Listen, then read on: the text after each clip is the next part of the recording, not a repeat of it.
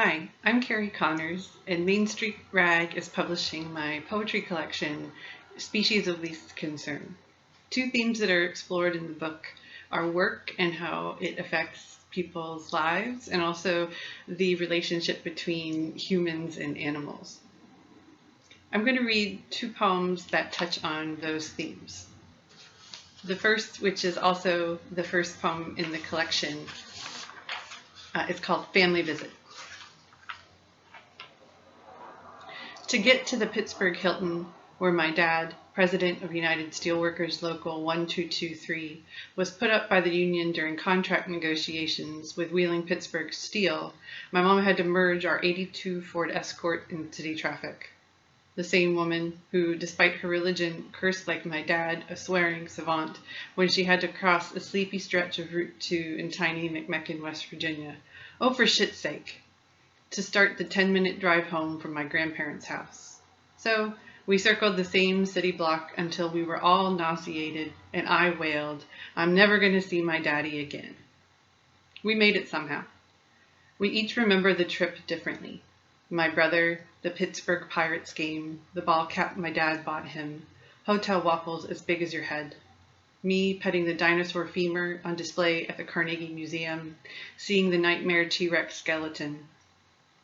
My mom discovering her first gray hair in the hotel bathroom, and my dad trying to make everyone laugh, stuffing his cheeks with ballpark peanuts like a squirrel in October, while wondering if the old-timers would get to keep their pensions, how he could convince the young guys to swallow another pay cut, if this was the beginning of the end. And the next poem is called Burbs.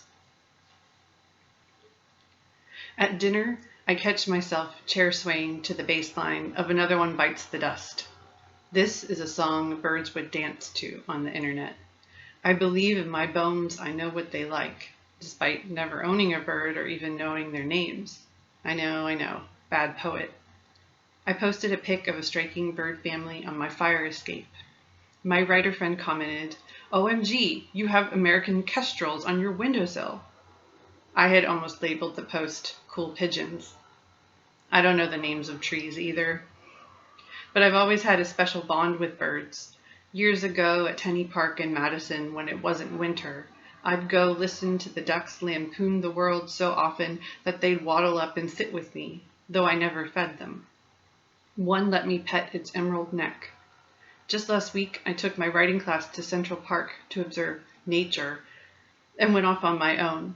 The true reason for the trip. I'd had a bad day, department meeting. So you're saying that the provost's subcommittee on best practices for classroom inclusivity is by invitation only? Correct. I listened to a rat wheeze under a tree crotch, then spied a robin standing on a concrete path with its matchstick legs. We locked eyes. It cocked its head to the side and shat. I sighed. Exactly. After dinner, I Googled birds dancing to music and saw a cockatoo headbanging its yellow mohawk while Freddie Mercury growled, strutting to the beat of the same exact song. Now in meetings, while colleagues debate the efficacy of rubrics used to evaluate student artifacts, I'll smile. Daydream myself a modern St. Francis of Assisi who lives in the forest, or at least Central Park, with a plastic sack of Wonder Bread and a boombox. My comrades and I listen to my mix of curated songs, bob our heads, strut and preen like our queen on stage at Wembley Stadium. Thank you very much.